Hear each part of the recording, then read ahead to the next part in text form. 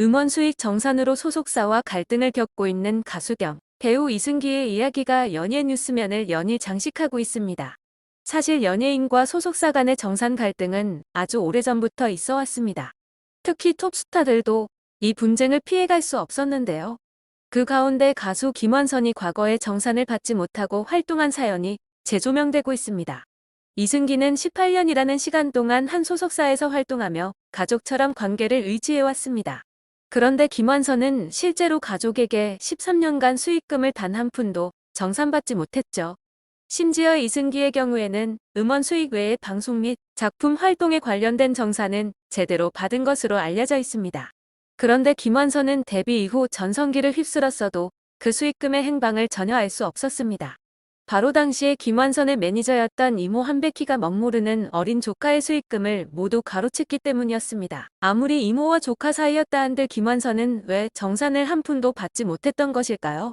김완선의 과거 매니저 한백희는 이모와 조카 사이를 떠나 당대 최고의 여가수들을 발굴한 안목을 가진 인물로 평가되기도 합니다.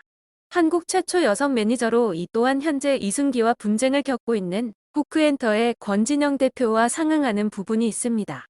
권진영 대표 역시 이선희의 매니저를 맡으면서 회사를 키우기 시작해 이후 2호 연예인으로 이승기를 키워냈죠. 한백희는 스스로가 미팔군 가수 출신이었으며 인순이를 발굴했던 스타 메이커였습니다. 김완선은 시대를 앞서간 한백희의 스타 육성법에 의하여 성장하게 됩니다. 연습생 시절 이모의 집이 있는 도봉구 방학동의 4층 건물에서 아무도 만나지 못하고 연습만 죽어라 했어요. 오전에는 노래 연습, 점심에는 음악 공부, 저녁에는 춤 연습 등 하루 일과가 빽빽했어요. 이렇게 7년 동안 감금된 생활을 했어요. 어느 누구도 만날 수가 없었어요. 내가 가수가 되기 위한 훈련을 받고 있을 때 이수만 씨가 사무실에 놀러 왔었어요. 당시에는 거의 없었던 시도였기에 많이 놀랐을 것 같아요. 김완선이 아주 어릴 때부터 이모의 손에 의하여 스타로 양육되는데 철저하게 이모의 계산대로 성장하게 됩니다. 내가 인순이 씨의 리듬 터치에서 가수 데뷔를 준비하던 15살 때부터 작곡가 신병아 씨로부터 화성악과 오케스트라 편곡을 배웠어요. 당시에 곡도 몇 곡 썼는데 너무 서정적이다. 이미지와 안 맞는다라고 이모가 평가를 했고 결국 앨범에 실을 수가 없었어요. 이모가 내가 쓴 곡이 내 이미지와 다르다라고 했어요. 내가 당시에 반항심이 컸는데 그 말에 마음의 상처를 받고는 작곡을 포기해버렸어요. 내가 그때 왜 포기해버렸을까? 지금도 후회가 돼요. 김완선이 인순이의 리듬 터치에서 백댄서로 활동한 것은 무대 경험을 쌓기 위해서였습니다.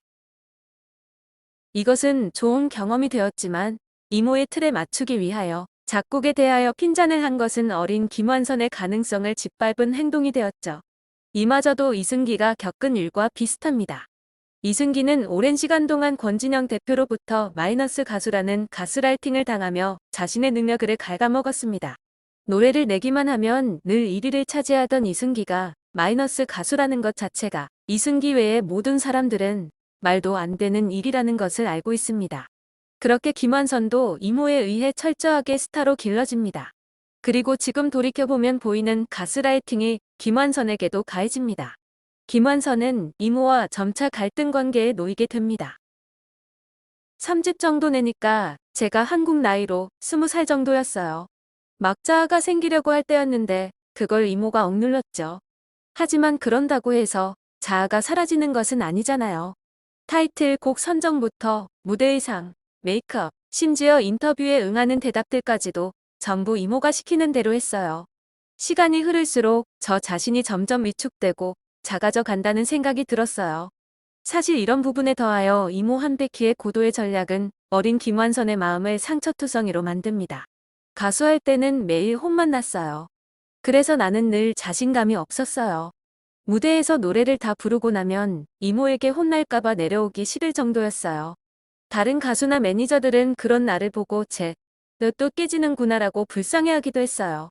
나는 늘 모자라고 못난 아이란 생각에 주눅이 들었어요. 칭찬받는 게 행복한 일인지도 몰랐어요. 김완선은 이모와 음악 내적인 갈등 관계 외에도 수입 정산 문제에 대한 배신감을 느끼게 됩니다. 이모와 함께 활동하던 13년 동안 단 한 번도 돈을 받지 못했어요. 이모는 원래 검소한 사람이에요. 여자는 남자를 잘 만나야 해요. 이상한 남자를 만나면 인생이 불행해져요. 차라리 이모가 그 돈을 자신에게 썼더라면 덜 억울했을 거예요. 내 전성기 때 한 달 수입은 당시 아파트 세 채를 살 정도였어요. 하지만 난 그 돈을 본 적도 없어요. 이모와 계약서도 쓰지 않고 13년 동안 활동했는데 이모 부가 사업을 하다 14억 원 가량의 부도를 냈어요. 그래서 내가 버는 돈이 모두 빚을 갚는 데 쓰였어요. 그렇게 김완선은 이모와 1998년 결별하게 됩니다. 김완선은 이모와 결별하고 오히려 승승장구했습니다. 5집에 수록된 삐에로는 우리 보고 웃지가 히트를 치면서 여가수 최초 단일 앨범 100만 장 판매고를 올렸습니다.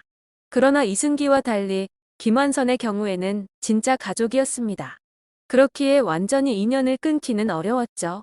한백희가 2006년 당뇨병으로 별세하는데 그 전부터 응급실에 갈 돈이 없어서 김완선에게 도움을 요청했고 이 요청을 김완선이 뿌리치지 못한 것입니다. 참다 못해 이모를 찾아가서 따졌어요. 그러기에 진작 나한테 돈 좀 주지.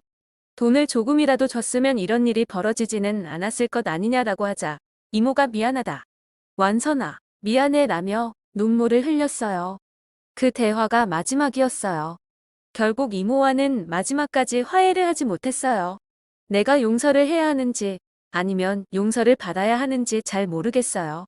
김완선은 이모를 보낸 뒤 슬럼프로 2007년 은퇴설까지 불거졌습니다. 하와이에 갔는데 이모 생각만 하염없이 났다고 이야기하기도 했죠. 게다가 김완선은 이모와의 일을 방송에서 공개한 것을 후회하기도 했습니다. 사실 이모 얘기를 하고 나서 가족으로서 그런 얘기를 전부 다 했어야 했을까 하는 후회가 되었어요. 나는 이모를 좋아했어요. 그렇게 매력있고 똑똑하고 카리스마 있는 분은 아직도 보지 못했어요. 원래 돈이란 건 있을 때도 있고 없을 때도 있는 거예요. 이모와 좋았던 때는 밤을 새며 이야기하기도 했어요.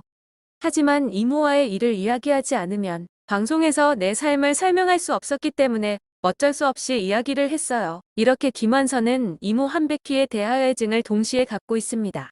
김완선은 성인이 채 되지 않은 10대 후반에 데뷔하여 돈 관리에 대해 잘 몰랐고 돈보다 좋아하는 일을 할 수 있다는 것에 만족했다고 합니다. 당시 김완선은 한 달 평균 10억 원, 매년 100억 원 이상을 벌었지만 수익금의 행방은 전혀 알 수 없었습니다. 게다가 이모 한백희는 13년 동안 조카의 수입을 빼돌렸음에도 남편의 빚을 갚는 데 쓰며 이마저도 모자라 빚에 허덕였습니다. 김완선도 그랬듯이 차라리 이모가 썼다면 덜 억울했을지도 모를 일입니다.